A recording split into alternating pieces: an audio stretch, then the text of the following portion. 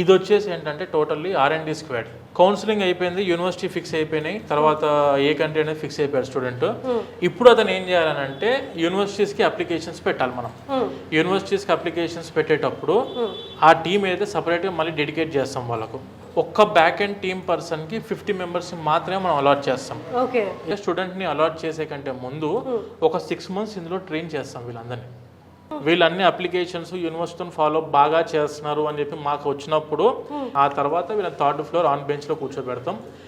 దీనివల్ల ఏం జరిగిద్దంటే స్టూడెంట్ ఏ యూనివర్సిటీ అనుకుంటున్నాడో ఆ యూనివర్సిటీకి కన్ఫామ్గా అప్రూవల్ వచ్చేలాగా, ఆఫర్ లెటర్ వచ్చేలాగా, దానితో పాటు వీసాకు కూడా DS 160 చాలా కీ రోల్ ప్లే చేస్తుంది. దాని అప్లికేషన్ పెట్టేటప్పుడు ప్రతి ఒక్క డీటెయిల్స్ అని జాగ్రత్తగా ఇవ్వాల్సి ఉంటుంది.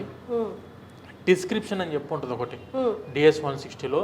ఈ డిస్క్రిప్షన్లో అతను ఎందుకు ఈ కంట్రీకి వెళ్దాం అనుకుంటున్నాడు, ఎప్పటి నుంచి డ్రీమ్ ఉంది, వాళ్ళ పేరెంట్స్ ఏం చేస్తారు, వాళ్ళ ఫైనాన్షియల్స్ ఏంటి, అండ్ తర్వాత వీళ్ళ దగ్గర బడ్జెట్ ఎంత ఉంది, అండ్ దానితో పాటు ఈ కోర్స్కి ఎందుకు వెళ్దాం అనుకుంటున్నాడు, అతని యొక్క డ్రీమ్ దేని మీద ఉంది మొత్తం మీద అని చెప్పి స్టూడెంట్ని మొత్తము స్టడీ చేసి అప్పుడు అందులో మనం ఎంట్రీ చేస్తాము. ఎంట్రీ చేసిన తర్వాత ఇంటర్వ్యూకి వెళ్తారు కదా, ఇంటర్వ్యూకి వెళ్ళినప్పుడు ఏంటంటే ఆ DS 160లో మనం ఏం ఫిల్ చేసామో వాటి మీదనే ఇతని స్టూడెంట్ని క్వశ్చన్స్ అడుగుతారు.